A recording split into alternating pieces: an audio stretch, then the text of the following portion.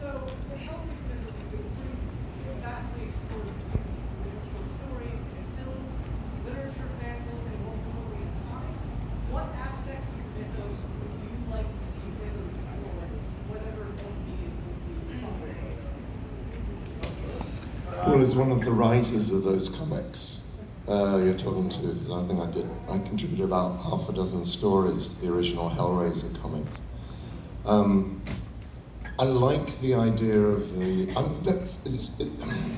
hard questions to answer, when your voice is going particularly. I like the guardians of the box. I've always been kind of fascinated by the guardians of the box, of the puzzle boxes. You know, in the first film, he's the trampy guy who then becomes the flying thingy guy.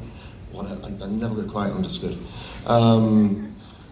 So I think that to be kind of interesting. The backstories of the Cenobites. Barbie and I have both written backstories.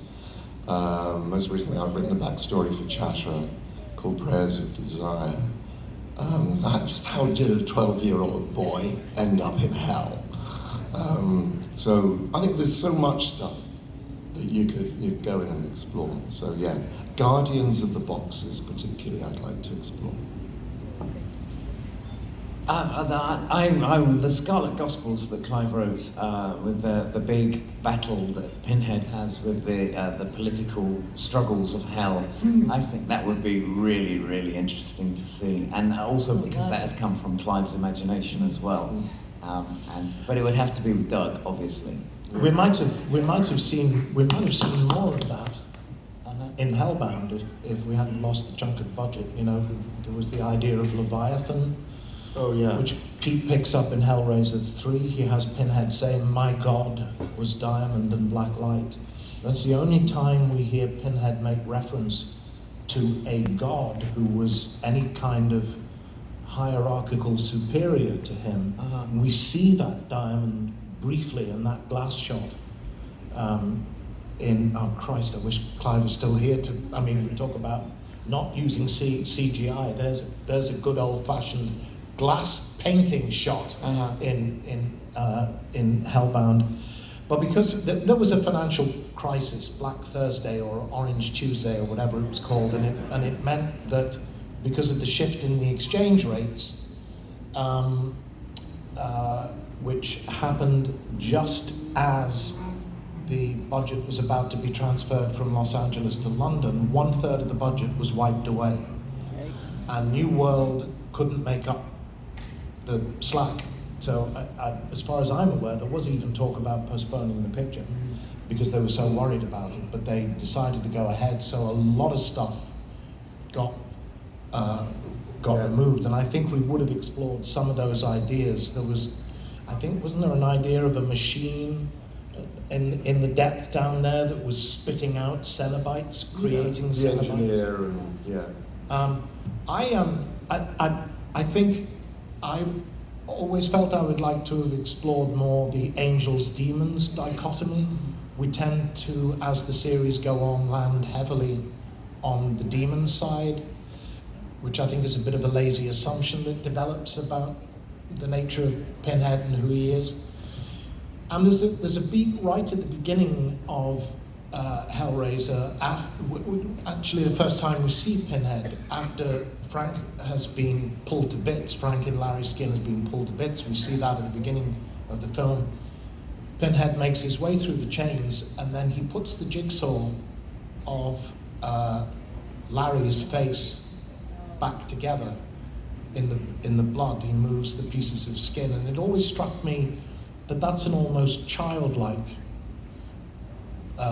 thing of playing and of wanting to reconstruct the human being out of the destruction that he's been responsible for with the hooks and the chains, and that always seemed to me.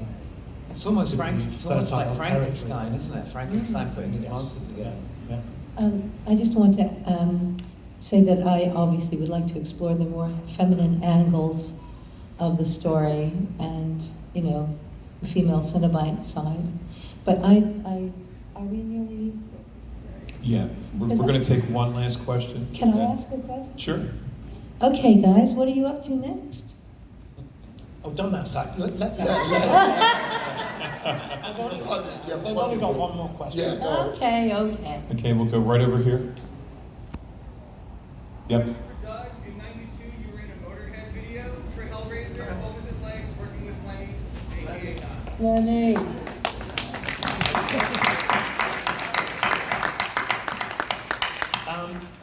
Yeah, well, let me, where to begin? Hellraiser 3 was going to have an entirely rock soundtrack.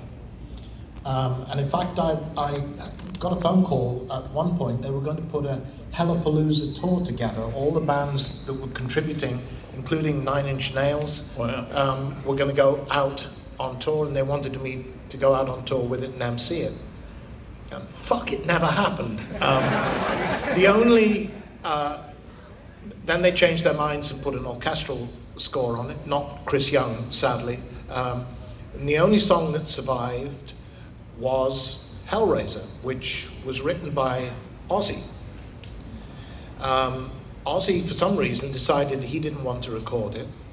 Lemmy got it. Lemmy said he wanted to do it and wanted to do the video on condition that Pinhead was in it and Clive directed it. So we shot in a condemned theater in downtown LA, and I arrived in a stretch limo and got out, and here on the sidewalk, we weren't allowed to smoke inside the building. Here on the sidewalk is Lemmy. And he immediately greeted me, and I bummed a cigarette from him, and that was my introduction to Lemmy, was standing on an LA street at 10 o'clock in the morning, smoking a cigarette.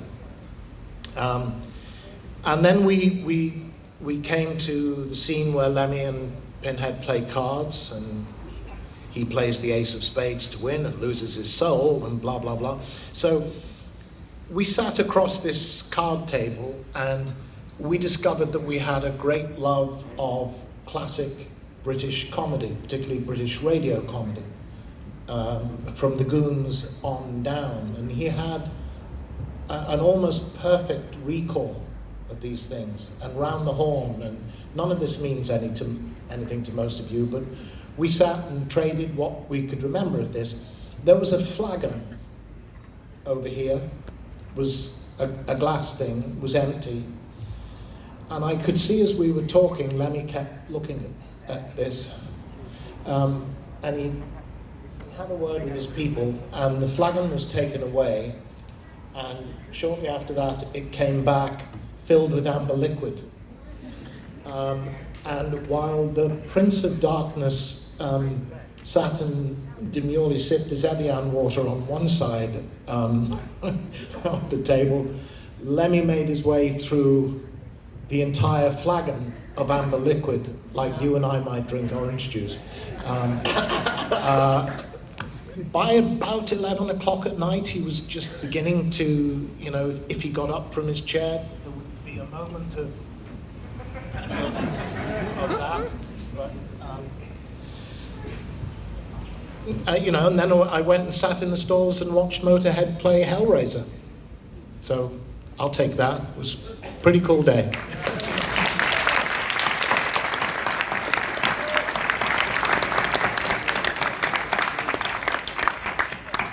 Okay, what we'll do, if you guys wouldn't mind, if you could let the fans, if you could stand up maybe and let the fans take a couple photos of you as a group. We can do that.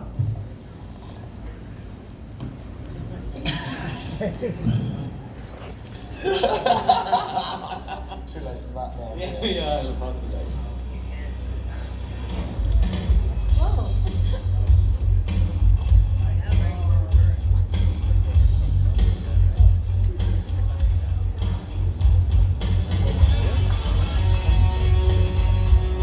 Okay, ladies and gentlemen, please a big round of applause for Barbie Wilde, Nicolas, Simon Bamford, and Doug Bradley, the HELLRAISER reunion.